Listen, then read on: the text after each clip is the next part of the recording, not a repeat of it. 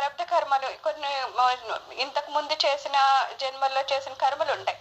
దాని ఫలితాన్ని మనం ఇక్కడ అనుభవిస్తూ ఉంటాం కదా. అలాంటి ప్రారబ్ధ కర్మల్ని అంటే జన్మాంతరాలలో అవశేషించి ఉండి అక్కడేవో కొన్ని చేసేసి ఉన్నాం, పాపాలో పుణ్యాలు చేసి ఉన్నాం, మరి దాని కర్మఫలాన్ని అనుభవించాలి కదా.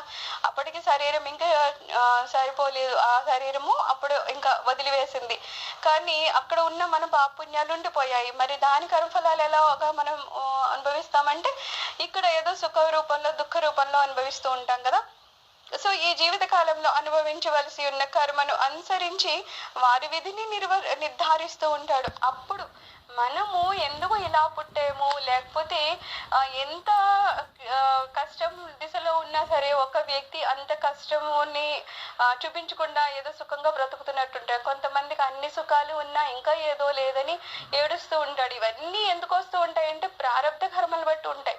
ఇంతకు ముందు అతను చేసుకున్న దాన్ని బట్టి ఇప్పుడు కష్ట నష్టాలు వస్తాయి.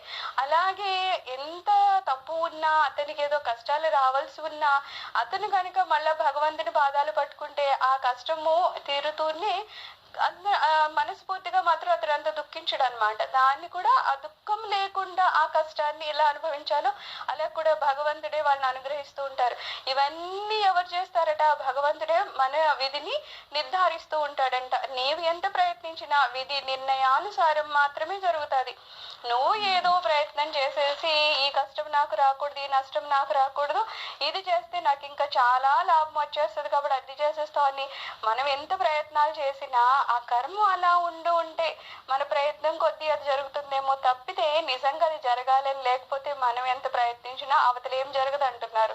అందుకని ఏమంటున్నారు, ఆ నిర్ణయాలన్నీ నీ విధి వల్లనే జరుగుతుంది తప్పితే నీ ఇష్ట ప్రకారం ఏమీ జరగదు. ప్రతి కర్మకి దాని ప్రతిక్రియ మనం అనుభవిస్తాం అని చెప్తున్నారు కదా. మనం చేసే ప్రతి దానికి దాని ప్రతిక్రియ మనకుంది. ఒక ఈజీగా ఒక ఉదాహరణ తీసుకోవాలనుకుందాం. ఒక బ్యాంకులో మనము డబ్బులు వేస్తూ ఉన్నాం, ప్రతి నెల ఇంత డబ్బులు జమ కడుతున్నాం అంటే అది ఎప్పటికైనా మనకి వచ్చేది, దాంట్లో లాభమే తప్పితే ఎప్పుడు నష్టం అనేది లేదు. కానీ ఏదో ఇంతకి అని చెప్పి అప్పులు తీసుకున్నామంటే ఏ రోజు కన్నా వాళ్ళు వచ్చి మనము చెల్లించకపోతే మన దగ్గర ఉన్న ఆస్తిని కూడా వాళ్ళు తీసుకొని వెళ్ళిపోతారు. సో ఇది కూడా అంతే, మనం పాపం చేస్తున్నాం, పుణ్యం చేస్తున్నామా, కార్యాలు సక్రమంగా చేస్తున్నామా లేకపోతే దుర్మార్గంగా చేస్తున్నామా, ఇవన్నీ ఆ రోజు తేలకపోవచ్చు, కానీ ఖచ్చితంగా దాని ఫలితాలు మనకు తేలుతూ ఉంటాయి. అందుకని ఏమంటున్నారు, నీకు ఎలాగో ఏదో రోజు ఆ కర్మఫలం దొరుకుతుంది కాబట్టి నువ్వు ఈ రోజు ఏం చేసినా ధర్మబద్ధంగానే చేసుకుంటూ వెళ్ళు, ఏదైనా మంచి చేసుకుంటూ వెళ్ళు.